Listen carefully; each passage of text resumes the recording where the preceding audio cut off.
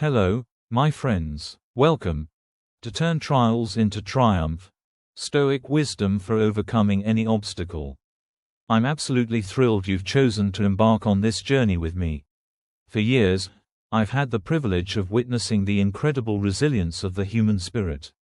I've seen people face seemingly insurmountable challenges and emerge stronger, wiser, and more fulfilled than ever before. And the secret, my friends, isn't some magical formula or innate talent. It's a shift in perspective. It's about learning to see obstacles not as roadblocks, but as stepping stones. I've always believed that life isn't easy, and that's okay. Obstacles are a given. Every single one of us will face difficulties, setbacks, and moments where we feel utterly lost. The question isn't whether you'll encounter challenges, it's how you'll respond to them. That's where Stoic philosophy comes in. Now, don't let the word philosophy scare you. Stoicism isn't some dusty, academic concept. It's a practical, powerful toolkit for navigating the complexities of life. We can learn how to control what we can control and let go of what we can't. Here, we will explore in simple, relatable terms, how to use Stoic principles to transform your challenges into catalysts for growth. This book is designed to be your companion, your mentor, your guide on the path to resilience. Through relatable stories and relatable examples, each chapter will unlock a specific Stoic principle and show you how to apply it to your daily life. You'll discover how to cultivate inner peace amidst chaos. You will learn how to find opportunity in adversity, and how to build an unshakable sense of purpose. You'll learn how to embrace discomfort, practice gratitude, and focus on what truly matters. What will you gain from reading this book? Firstly, increased resilience. You'll develop the ability to bounce back from setbacks with greater ease and speed. Secondly, improved decision-making. You'll learn to approach choices with clarity and wisdom, even under pressure. Thirdly, enhanced emotional control. You'll gain the power to manage your emotions and respond to challenges with composure. Fourthly, a greater sense of purpose. You'll discover what truly matters to you and align your actions with your values.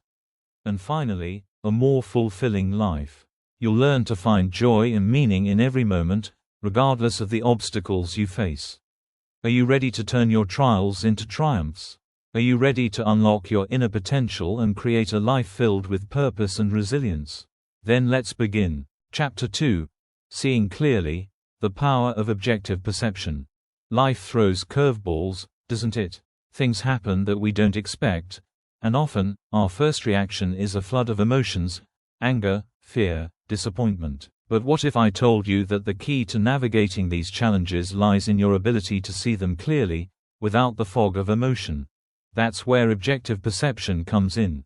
It's about detaching yourself from the situation, becoming an observer rather than a participant in the emotional drama.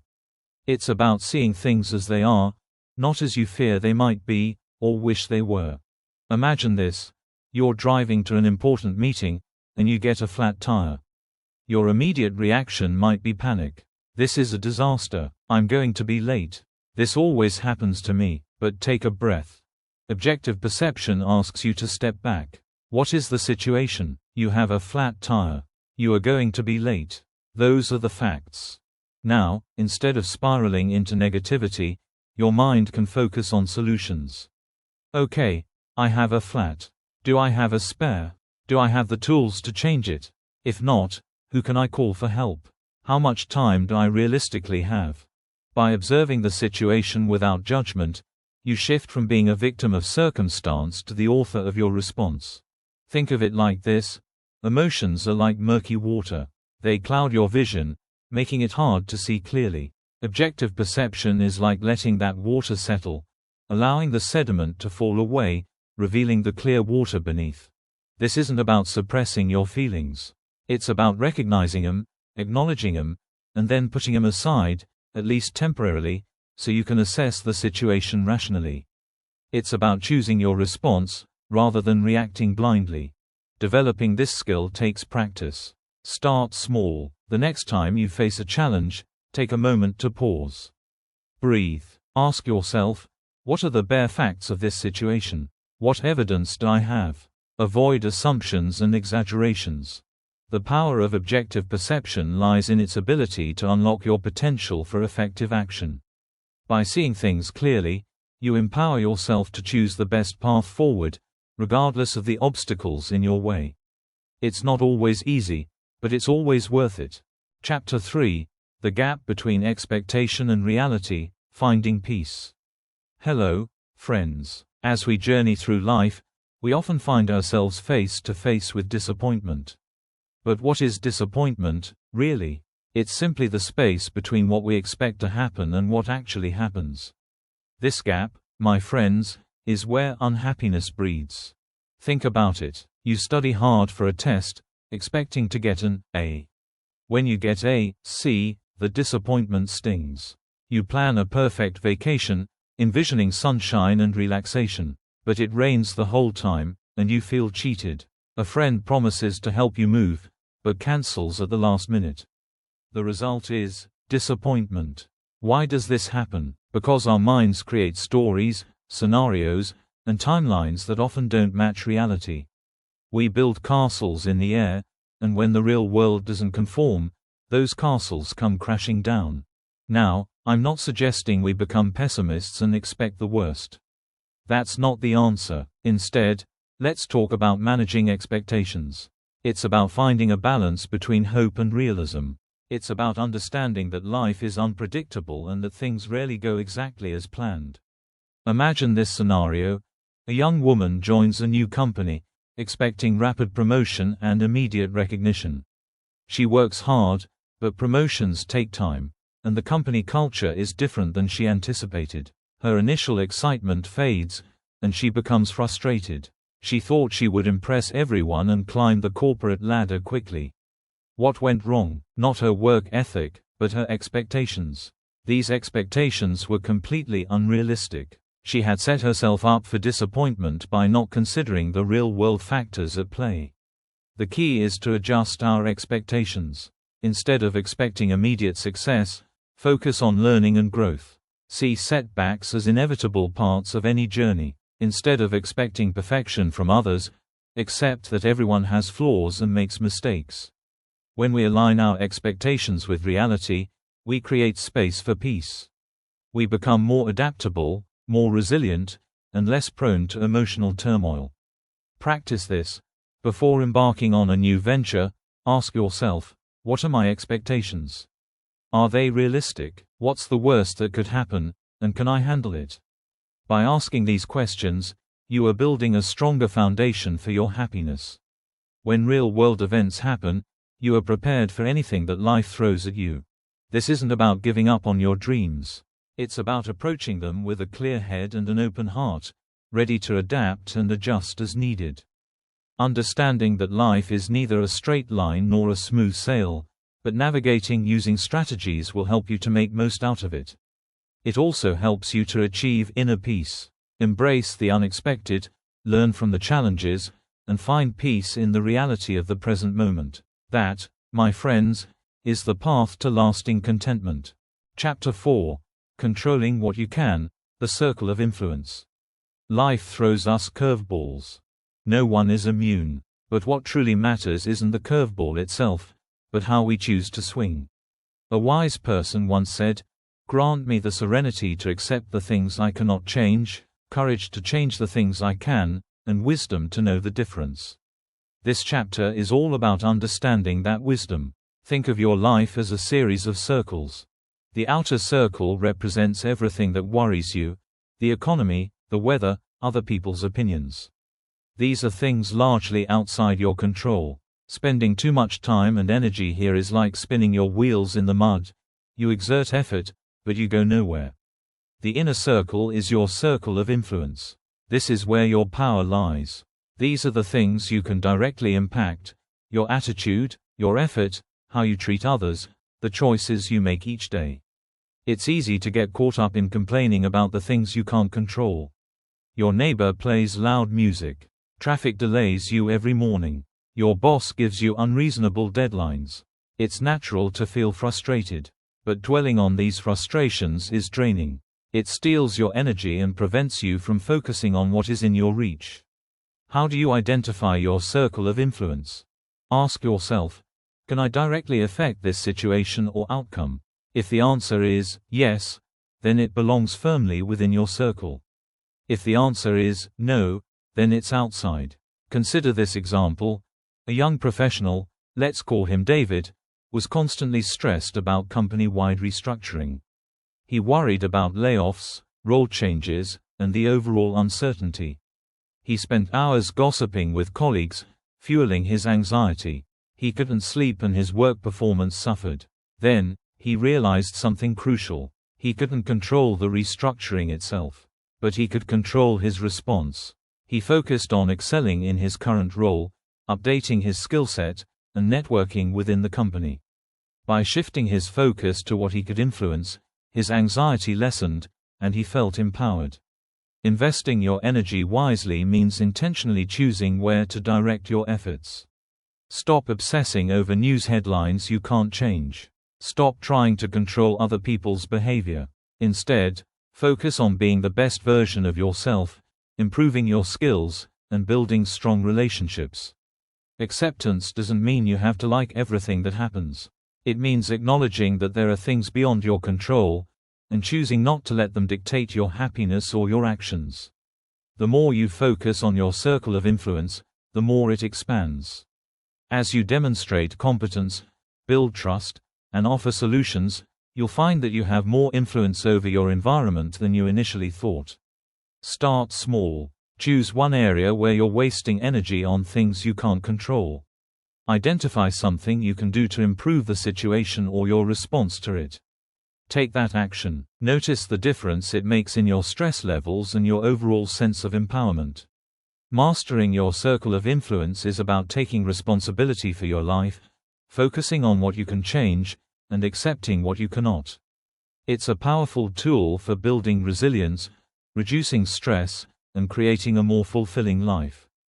Chapter 5: The First Step: Breaking Down Overwhelm. We've all been there, staring up at a mountain so tall, it seems impossible to climb. That feeling of overwhelm can be paralyzing. You've got big things to do: a new job, launch a business, learn a new skill. The sheer size of the task ahead makes you want to do anything but actually start. But here's a secret: mountains are climbed one step at a time. Overwhelm is a sign that you're looking too far ahead. Instead of worrying about the summit, focus on the very next rock. Think of it this way: imagine you're planning a big party. The whole idea, drinks, food, music, invites, feels huge. Where do you even begin? If you focus on every detail at once, you'll crumble under the pressure. Instead, list out every task and ask yourself, what is the very first thing that I can do? Maybe it's deciding on a date, or creating a guest list, or deciding on the venue. Pick one and do that. Then, and only then, consider the next thing. This approach is what we call chunking. It's simply breaking down a large task into smaller, more manageable pieces. Let's say a student have to study a big book just one night before the exam. He might be feeling overwhelmed. Now, he can use the chunk it down strategy. First, calculate how much time you have, how many chapters are there in the book, and how much time you need for each chapter. Now divide the task into a smaller task by allocating time for each chapter. Now, you know how to go for it. The key is to focus on what you can control right now. Not tomorrow, not next week. Don't let the size of the challenge intimidate you. Embrace the power of the small start. That tiny first step is all it takes to break the grip of overwhelm. You'll gain momentum and confidence with each step you take. Finding the opportunity, seeing problems as puzzles. Life throws curveballs. We all know it. But what if those curveballs weren't just obstacles, but cleverly disguised opportunities? What if every problem held a hidden key to unlock a better version of ourselves, or a more rewarding path forward? That's the essence of seeing problems as puzzles. Imagine a jigsaw puzzle scattered on a table. It looks messy, confusing, maybe even frustrating. But within that seeming chaos lies a beautiful picture waiting to be revealed. Each piece, even the oddly shaped ones, has its place and purpose. Problems are the same. Let's say you lose your job. It feels like a disaster, right? Rent to pay, food to buy, future uncertain. But what if this job loss is actually a chance to finally pursue that passion project you've always dreamed of? Learn a new skill and reinvent your career. Spend more quality time with your family, strengthening those bonds. The problem, job loss, becomes the puzzle. Your challenge is to identify the pieces of opportunity hidden within it. Maybe it's time to network with people you haven't spoken to in a while, uncovering new connections and possibilities. Maybe it's a chance to take an online course and boost your skill set, making you more valuable than ever before. Think of a situation where a local bakery's oven broke down just before a big event. They were devastated. However, they rented a bigger oven from another town and were able to fulfill all pending orders. Moreover, they learned a valuable lesson that led them to create a backup plan for the furniture along with expanding their business to other towns. Instead of getting stuck in the negativity, actively look for the silver linings. Ask yourself, what can I learn from this? How can I grow? Where is the hidden opportunity? This shift in perspective is powerful. It transforms you from a victim of circumstance into an active problem solver, a resourceful innovator, and a leader who sees potential where others see only defeat. So, the next time you face a challenge, don't despair. See it as a puzzle, embrace the challenge, and unlock the opportunities hidden within. You might be surprised at what you discover. Chapter 7: Resilience in Action, the Power of Small Consistent Effort. Life throws curveballs, it tests us. But true strength isn't about avoiding falls. It's about getting back up, dusting ourselves off, and taking the next step. That's resilience in action. It's not some grand, heroic feat. It's the simple, consistent effort we put in, day after day, even when we don't see immediate results. Think of it like climbing a mountain. You don't reach the summit in a single leap. Instead, you take one step, then another, and another. Each step might seem insignificant on its own, but they accumulate.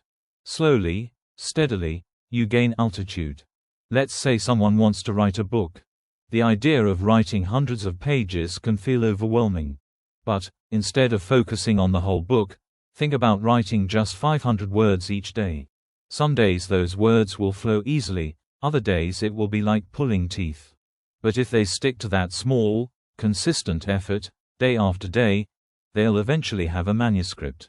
That's the power of small, consistent effort. It's not about grand gestures or instant gratification. It's about commitment to the process. It's about showing up, even when you don't feel like it. Remember this: a small drip can fill a bucket. Small, consistent efforts compound over time, leading to remarkable results. So, embrace the power of small wins, celebrate your progress, and keep moving forward, one step at a time. Chapter 8: The Stoic Toolkit, Practical Techniques for Difficult Times. Life throws punches. We know this. It's not if, but when. Stoicism, an ancient philosophy, offers practical tools to handle those punches with grace and strength. Think of it as a mental toolkit for navigating tough times. Let's explore some of these tools. First, visualization. Not just dreaming big, but vividly imagining yourself successfully overcoming a specific challenge. Let's say you have a big presentation coming up. Don't just picture the great applause.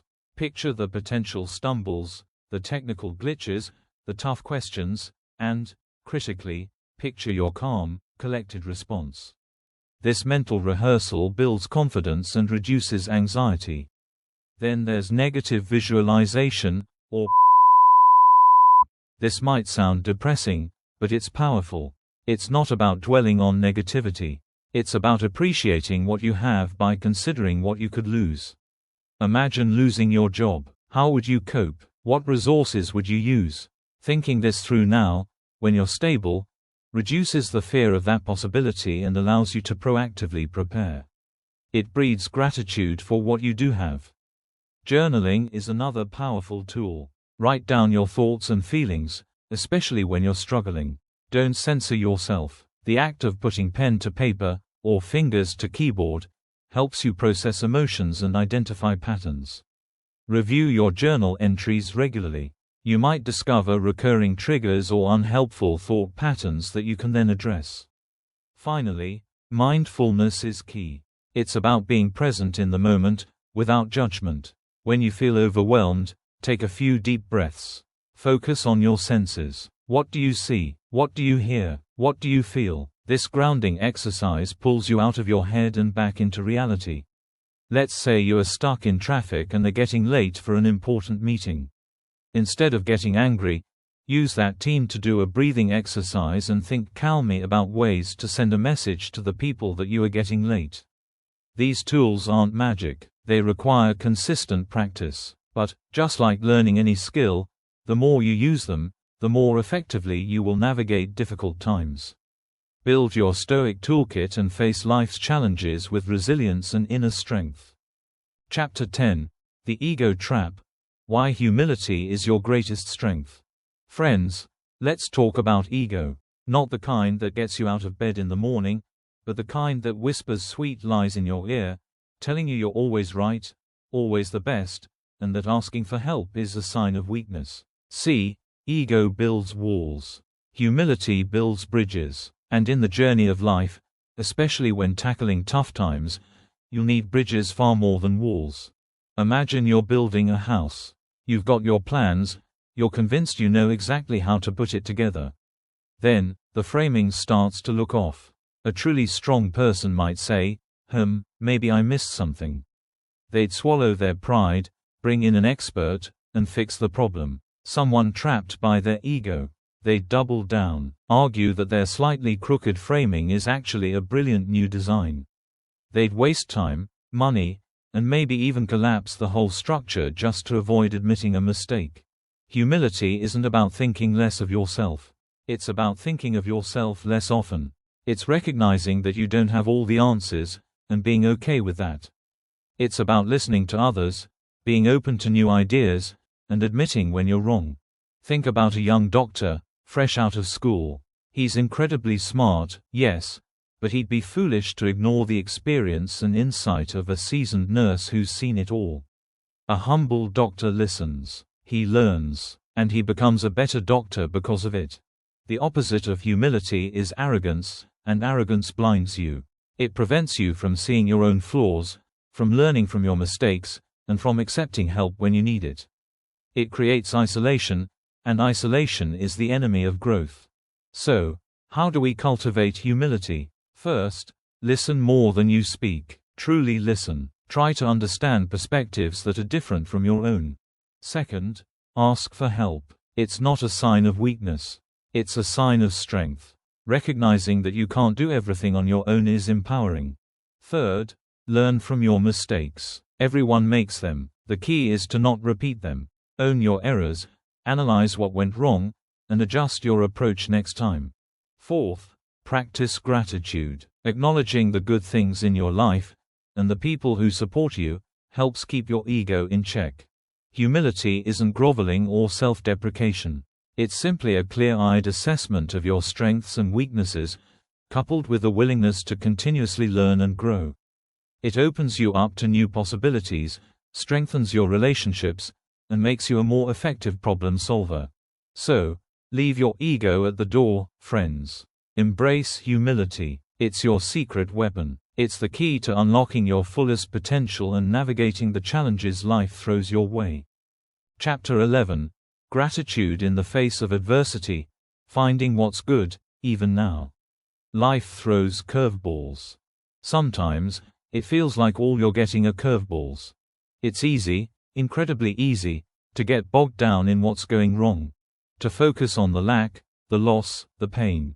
But what if I told you that even in the darkest moments, there is always something to be grateful for? Gratitude isn't about denying the bad. It's not about slapping a happy face on a terrible situation. It's about acknowledging the bad, and then actively seeking out the good that still exists. Think of it like this: you're caught in a rainstorm. You can curse the rain, complain about getting wet, and focus on how miserable you are. Or, you can notice the way the rain nourishes the earth, the clean smell in the air, and the rainbow that might appear afterwards. Let's say Alex loses their job. It's devastating. Their immediate reaction is anger, fear, and despair. They feel like everything is falling apart. But then, they take a deep breath and try to shift their perspective. They realize they now have time to spend with their family, time to pursue a hobby they've always neglected, and time to explore new career options. They are grateful for the support of their family, the opportunity to learn new skills, and the chance to redefine their path. Finding gratitude in adversity isn't always easy. It requires a conscious effort, a deliberate choice to look for the silver linings. But the rewards are immense. Gratitude increases resilience, strengthens relationships, and improves overall well-being. When you focus on what you have, you're less likely to dwell on what you lack. This shift in perspective can make even the most challenging situations feel more manageable. So, how do you cultivate gratitude in the face of adversity? Start small. Keep a gratitude journal and write down 3 things you're grateful for each day. It could be something as simple as a warm cup of coffee, a beautiful sunset, or the laughter of a child. Acknowledge the small blessings, the everyday miracles that often go unnoticed. Express your gratitude to others. Tell the people you appreciate how much they mean to you. Practice mindfulness. Pay attention to the present moment and appreciate the simple joys of life. Remember, gratitude isn't about ignoring the pain. It's about finding strength and hope even in the midst of it. It's about recognizing that even when things are tough, there is always something to be thankful for. And that, my friends, is a powerful source of resilience and joy. Chapter 12: The Power of Perspective, Shifting Your Viewpoint.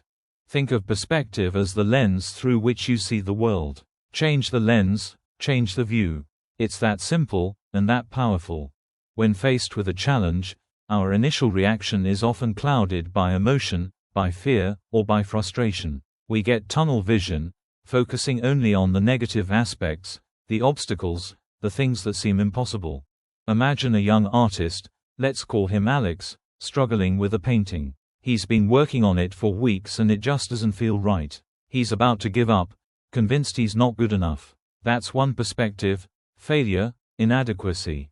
But what if Alex stepped back, literally and figuratively? What if he looked at the painting not as a masterpiece, but as a learning experience, a chance to experiment? Suddenly, the mistakes become opportunities for growth, the frustration turns into curiosity. That's a different perspective, born from shifting his viewpoint.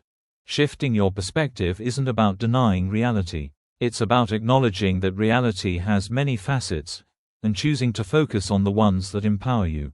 How can you cultivate this power? Here are a few exercises. First, the third-person observer. When you're in a difficult situation, imagine you're watching it unfold from the outside. What would you tell a friend in the same situation? What advice would you give them? Second, the inverted question.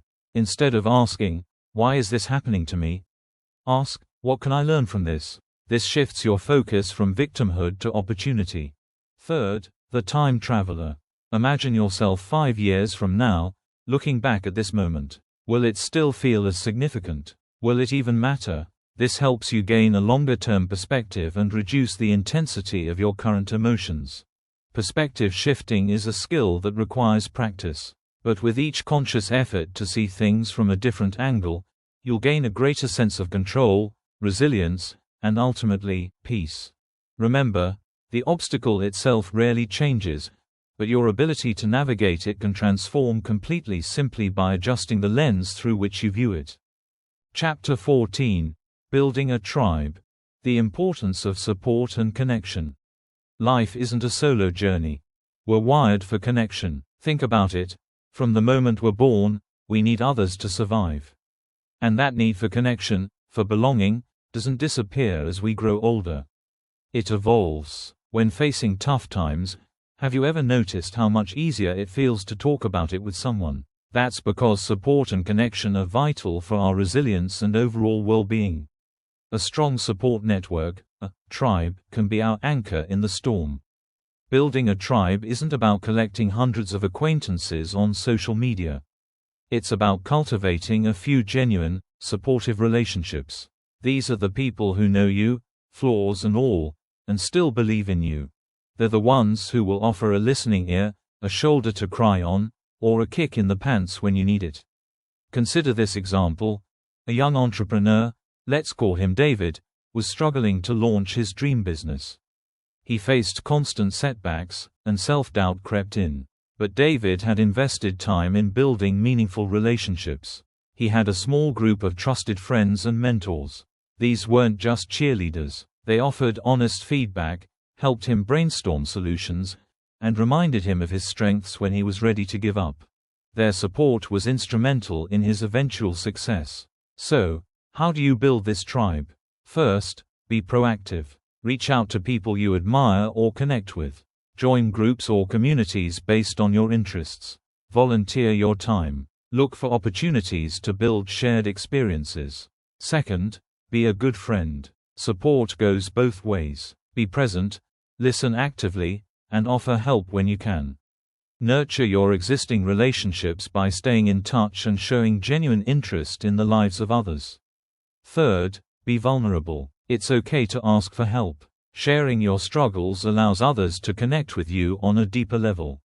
Finally, remember that quality trumps quantity. A small, tight-knit group of supportive individuals is far more valuable than a large network of superficial connections.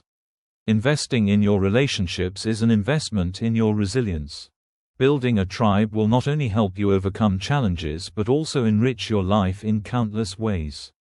Don't underestimate the power of human connection. It's one of our greatest strengths. Chapter 15. Living a Purpose-Driven Life. Aligning your actions with your values. Have you ever felt like you're just going through the motions? Waking up, working, eating, sleeping, repeat. It's easy to get caught in that cycle. But what if there was a way to break free and live a life that truly feels meaningful? That's the power of living a purpose-driven life, aligning your actions with your core values. Think of your values as your personal compass. They're the principles that guide your decisions and shape your behavior. Are you someone who values honesty above all else? Maybe you're deeply committed to helping others, or perhaps creativity fuels your soul. Identifying your values is the first step. Grab a pen and paper and ask yourself, what's truly important to me? Now, what about your purpose? Your purpose is your why. It's the reason you get out of bed in the morning, the thing that makes you feel alive. It's not necessarily a grand, world-changing mission. It can be as simple as being a supportive friend, a dedicated parent, or an excellent craft person. The key is that it resonates deeply with you. Let's say Mike values creativity and helping others. He might find purpose in becoming a graphic designer for a non-profit organization. His work aligns with his values, giving him a sense of fulfillment that a job solely focused on profit might not. Living a purpose-driven life isn't always easy. There will be challenges, setbacks, and times when you question your path. But when you're connected to your why, you'll find the inner strength to persevere. Your purpose becomes your anchor in the storm, reminding you why you started in the first place. Here's the thing. Aligning your actions with your values isn't just about feeling good. It's about living authentically, being true to yourself, and making a real difference in the world, however small. When you live this way, you'll find a deeper sense of joy, connection, and meaning in everything you do. So, what are you waiting for? Discover your values, uncover your purpose, and start living the life you were meant to live.